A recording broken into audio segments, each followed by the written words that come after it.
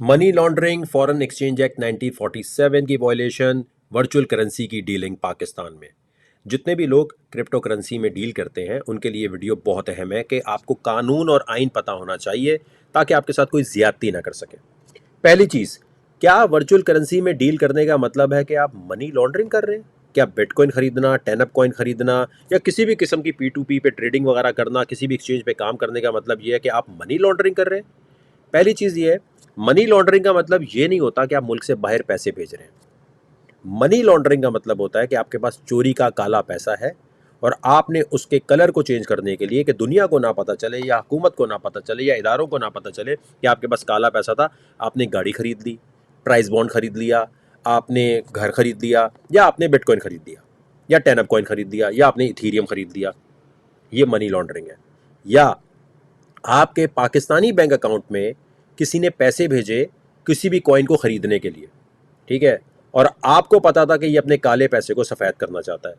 आपकी इंटेंशन क्या थी कि यार ये जो इसका काला पैसा है इसको सफ़ेद करने के लिए मैं से कोई क्रिप्टो करेंसी बेचता हूँ, कोई वर्चुअल करेंसी बेचता हूँ, और जो पैसा मेरे बैंक अकाउंट में आएगा वो फिर इसका पैसा सफ़ेद हो जाएगा।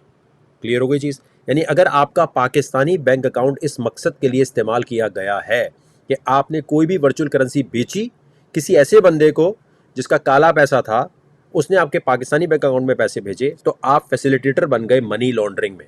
तो ये कहना कि पाकिस्तानी बैंक अकाउंट में जो पैसा आ रहा है ना, यार मैं तो पाकिस्तान में पैसा लेकर आया हूं, मैं चाहे काला पैसा लाऊं सफ़ेद पैसा लाऊं, मैं तो कोई ऐसी हरकत नहीं की, नहीं, गलत बात है। आपको पता होना चाहिए कि जिसको आप क्रिप्टो करेंसी बेच रहे हैं, गाड़ी बेच रहे हैं, बंगला बेच रहे हैं, वो बंदा कहीं कोई अपना काला पैसा तो सफ़ेद नहीं करना चाह रहा। ये जांच पड़ताल करना आपका काम है। तो पाकिस्तानी बैंक अकाउंट में अगर पैसा आ रहा है तो इसका मतलब ये नहीं है कि वो मनी लॉन्ड्रिंग नहीं हो सकती। क्लियर हो गई चीज़? अब दूसरी चीज़ क्या है, अगर आपका हक हलाल का पैसा है, डिक्लेयर्ड पैसा है, और आप उससे बिटकॉइन खरीदते हैं और पैसा पाकिस्तान के अंदर ही रहता है, तो ये क्राइम नहीं है। वर्चुअल करेंसी में अगर आप डील करते हैं, आप किसी भी किस्म की वर्चुअल करेंसी को अपने खरीद कर पाकिस्तान में रखते हैं, जैसे इसी तरह जैसे आप गोल्ड रखते हैं। सोना खरीदा घर में रख लिया आपने, चांदी खरीदी घर में रख ली, आपने बिटकॉइन खरीदा, टेनअप खरीदा, कोई भी कॉइन लिया, आपने रखा हुआ पाकिस्तान में है और पाकिस्तान की डोमेन में है, पाकिस्तान के आईपी एड्रेस पे चल रहा है, पाकिस्तान की जुरिस्डिक्शन में पड़ा है, साइबर स्पेस पे पड़ा है, बस ठीक है। ये क्राइम नहीं है, ये मनी लॉन्ड्रिंग नहीं होती। Money laundering is a second stage crime. और समझिएगा, पहला क्राइम क्या है कि पहले काला पैसा होना चाहिए, या काला पैसा होने वालों के लिए आप अपना पाकिस्तानी बैंक अकाउंट यूज कर रहे हो। ठीक हो गया? अगर आपका डिक्लेयर्ड पैसा है, हलाल का पैसा है, और जिसको आप क्रिप्टो करेंसी बेच रहे हैं उसका पैसा डिक्लेयर्ड है, हलाल है, सब कुछ सही है, कोई मसला नहीं है, ये मनी लॉन्ड्रिंग नहीं है। क्लियर हो गया? क्योंकि ज्यादातर ये कहा जाता है वर्चुअल करेंसी में अगर आप डील कर रहे हैं तो आप मनी लॉन्ड्रिंग कर रहे हैं। आपके पास काला पैसा होना चाहिए। मनी लॉन्ड्रिंग जब होगी जब काले पैसे को सफेद करने के लिए बिटकॉइन या क्रिप्टो करेंसी आप खरीदते हैं। ठीक हो गया? अब आपका हलाल का पैसा है, या आप जिसको भी क्रिप्टो करेंसी बेच रहे हैं कोई, और वो पैसा पाकिस्तानी बैंक अकाउंट में आ रहा है और आप उसे एफबीआर में डिक्लेयर कर रहे हैं, तो कोई मसला नहीं है। पैसा इनकम छुपाना क्राइम होता है, और अगर आप एफबीआर में डिक्लेयर नहीं कर रहे तो वो क्राइम हो सकता है कि हाँ यार आपके पास इनकम आई थी, आपने शो नहीं की, डिक्लेयर करो। डिक्लेयर कर भाई, अगर आपका काला पैसा नहीं है तो एफबीआर में डिक्लेयर करो। जो बंदा पाकिस्तानी बैंक में पैसा ला रहा है, हक हलाल तरीके से लेकर आ रहा है, सोर्स ऑफ इनकम क्लियर है उसकी, सोर्स ऑफ इनकम जो है डूबियस नहीं है, सोर्स ऑफ इनकम जो है वो इलीगल किसी सोर्स ऑफ इनकम से नहीं आ रहा, और वो एफबीआर में डिक्लेयर कर रहा है और जो भी टैक्स बनता है वो दे रहा है, तो आप क्लियर हो जाते हैं। मनी ट्रेल क्लियर हो गई, हर चीज़ क्लियर हो गई। ये तो हो गया मनी लॉन्ड्रिंग। और इसको चेक करने के लिए गूगल करें, ये एक पाकिस्तान का कानून है, आमला जिसे कहते हैं, 2010 का, इसमें अमेंडमेंट भी हुई है बार बार। और ये बेसिकली बनाया गया था कि जो टेरर फाइनेंसिंग होती है, काले पैसे को सफ़ेद क्यों करते हैं, ताकि टेरर फाइनेंसिंग हो सके, तो ज़्यादातर ये उसके लिए यूज़ होता था। तो क्रिप्टो करेंसी खरीदने का मतलब मनी लॉन्ड्रिंग नहीं होता, ये बात क्लियर हो गई। दूसरी चीज़ आती है जी फॉरेन एक्सचेंज एक्ट 1947। ये कानून आसान लफ्ज़ों में अगर देखा जाए तो इसका मतलब ये है कि आपने पैसे निकाले अपने पाकिस्तानी बैंक से, अनऑथराइज्ड किसी ब्रोकर से आपने डॉलर या किसी भी करेंसी में कन्वर्ट किए पैसे, ये क्राइम हो गया। या फिर आपने हवाला हुंडी करके पैसा बाहर भेजा, ये क्राइम हो गया। पाकिस्तान से पैसा बाहर भेजने के लिए टेनअप कॉइन यूज करें, बिटकॉइन यूज करें, हवाला हुंडी यूज करें, ये क्राइम है। बैंकिंग चैनल के बगैर पैसा बाहर भेजना क्राइम है। आपने पाकिस्तानी बैंक से पैसे निकालकर अनऑथराइज डीलर से डॉलर या कोई ऐसी करेंसी जो रिकग्नाइज्ड है पाकिस्तान में वो आपने ली, लेकिन ऐसे बंदे से जो स्टेट बैंक से रजिस्टर्ड नहीं है, वो फॉरेन एक्सचेंज एक्ट 1947 की वॉयलेशन हो गई। अब अगर आप बिटकॉइन खरीदते हैं, क्रिप्टो करेंसी खरीदते हैं, क्योंकि उसकी डेफिनेशन पार्लियामेंट ने नहीं डिसाइड की ये करेंसी है, एसिड है, या ये जो है किस डोमेन में आता है, तो ये फॉरेन एक्सचेंज एक्ट की खिलाफ वर्जी नहीं होगी किसी भी सूरत में। किसी भी वकील से पूछ लें, किसी भी कोर्ट ऑफ लॉ से पूछ लीजिए, ये क्रिप्टो करेंसी खरीदना फॉरेन एक्सचेंज एक्ट 1947 की वॉयलेशन नहीं होती। ये बात क्लियर हो गई। ये लागू होता है मनी एक्सचेंजर्स पे, या जो लोग अनऑथराइज तरीके से डॉलर में पैसे कन्वर्ट कर रहे हैं, किसी और करेंसी में कन्वर्ट कर रहे हैं, या मुल्क से बाहर पैसा हवाला हुंडी कर रहे हैं। आपने बिटकॉइन खरीदा, हक हलाल का पैसा है, डिक्लेयर्ड पैसा है, आपने बोला ये मेरा वॉलेट है भाईजान, ये मैंने इससे खरीदा है और ये मैंने अपने डिक्लेयर्ड पैसे से खरीदा है। आप सोना खरीदें, क्रिप्टो करेंसी खरीदें, कैसे इलीगल होगा? वो कौन से कानून के तहत होगा? क्लियर हो गई चीज? तो ये दो कानून क्लियर हो गए। इसके बाद आता जी 2018 का एक नोटिफिकेशन जारी हुआ था जिसमें कहा गया था कि प्रोहिबिट किया जाता है क्रिप्टो करेंसी की किसी भी किस्म की डीलिंग में। कोई भी क्रिप्टो करेंसी की डीलिंग करता है तो फाइनेंशियल मॉनिटरिंग यूनिट उसको रिपोर्ट करेगा और ऐसे लोगों के खिलाफ FIA साइबर क्राइम कार्रवाई करेगा। ये 2018 में जब आया तो उस वक्त जो है मैंने कहा कि यार ये तो पाकिस्तान में क्रिप्टो करेंसी की इंडस्ट्री भी तबाह हो जाएगी। सिर्फ ट्रेडिंग नहीं, पाकिस्तान में जो क्रिप्टो करेंसी की जॉब्स आनी है वो प्रॉब्लम में आएंगी, क्योंकि भाई जब क्रिप्टो करेंसी इलीगल है तो क्रिप्टो करेंसी के लिए जो एडमिन है, डोमेन है, जो क्रिप्टो करेंसी की कोडिंग करने वाले लोग हैं वो भी नहीं कर सकेंगे। कैसे करेंगे काम? वो उनको जॉब्स नहीं मिलेंगी। भाई एक चीज़ बैन है तो कैसे उसमें आप काम कर सकते हैं? ठीक हो गया। इसी के लिए मैंने एक पिटिशन के लिए पहले बहुत सारे वकीलों से बात की 2019 में। 2018 से लेकर 2019 तक कोई मुझे वकील नहीं मिला, क्योंकि सबने कहा हमें क्रिप्टो करेंसी का अंदाज़ा नहीं है तो हम कानून और आइन के मुताबिक कैसे इसको करेंगे। तो मैंने फिर खुद इसकी एक पिटिशन तैयार करवाई और इन पर्सन जाके खड़ा हो गया।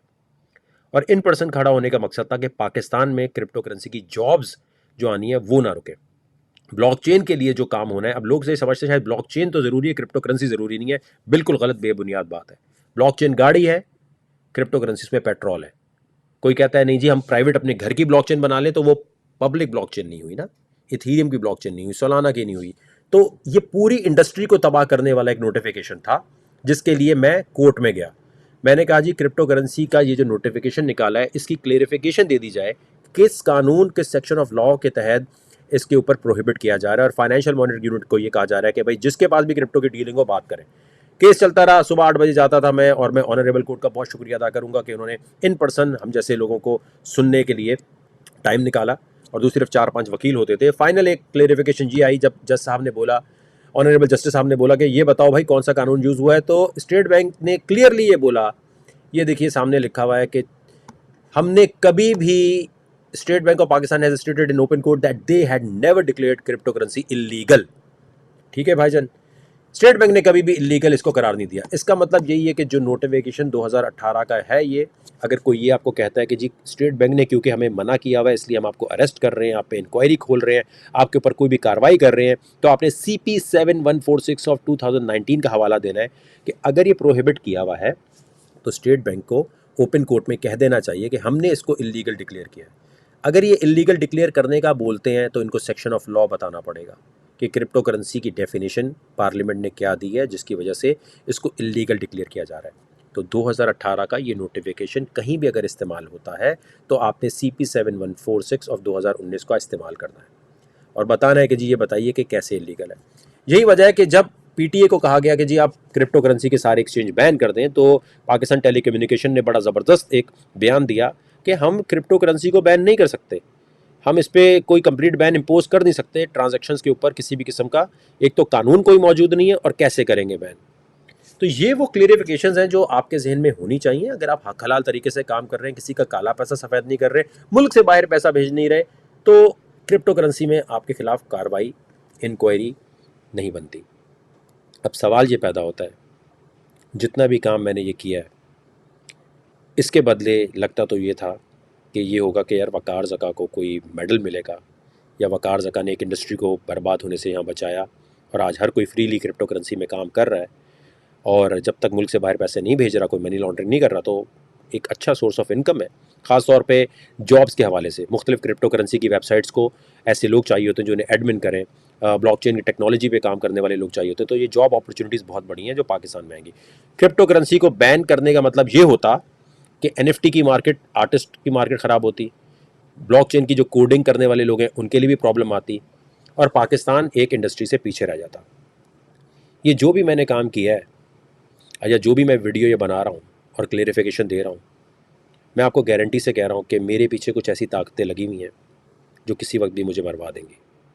मेरी फैमिली के पीछे आ रहे हैं, मेरे पीछे आ रहे हैं, और जिस किस्म की थ्रेट्स मुझे मिली हैं कि ये जो क्रिप्टो करेंसी का तुमने केस किया है, ये जो कॉन्स्टिट्यूशन पिटिशन तुमने फाइल की है, और ये जो तुम जो भी कुछ कर रहे हो, इसकी वजह से तुम्हें लटकाया जाएगा, इबरत का निशान बनाया जाएगा तुम्हें।